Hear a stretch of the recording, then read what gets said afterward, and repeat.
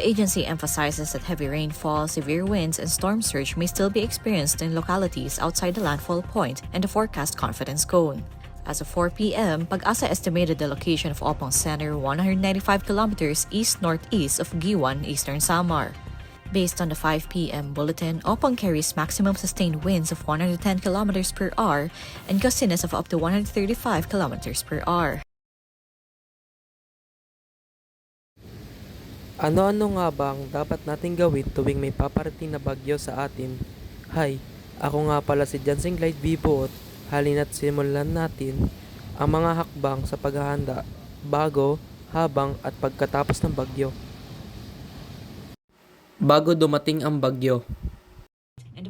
Kung nanonood ka man ng balita at nabalitaan mo na may paparating na bagyo, ay dapat mong magbigay alam sa mga pamilya o sa mga kapwa mo upang maging handa din sila. Dapat maghanda na ng mga gamit katulad ng go bag.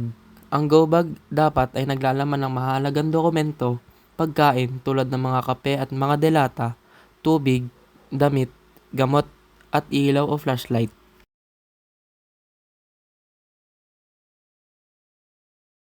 Habang may bagyo, dapat manatili ka lang sa loob ng bahay at maging alerto sa iyong mga paligid. Manood ng balita o makinig sa mga radyo upang magbigay alam sa iyo kung saan na ang direksyon ng bagyo. Pagkatapos ng bagyo, linisin ang loob ng bahay kung napasukan ba ito ng mga dahon at imap ang mga basa dulot ng malakas na hangin na may kasamang patak ng ulan.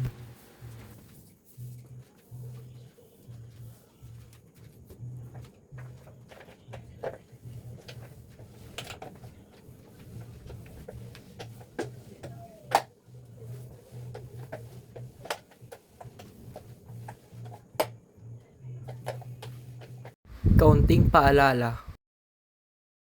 Una, makinig sa balita at abiso mula sa opisyal na ahensya gaya ng Pag-asa, LGU at NDRRMC. Pangalawa, ihanda ang go bag at siguraduhin kumpleto ito bago pa man dumating ang bagyo. Pangatlo, i-unplug ang mga electrical appliances para iwas sunog o aksidente. Pang-apat, iwasan ang pagbabad sa baha dahil maaari itong magdala ng sakit gaya ng leptospirosis. Pang-lima, manatili sa ligtas at matibay na lugar at agad lumikas kung may abiso mula sa barangay. Sa ganitong sitwasyon, huwag maging kampante. Ang maagang paghahanda ay susi sa kaligtasan. At dito na nagtatapos ang aking presentasyon. Maraming salamat sa panonood. Ligtas ang may alam.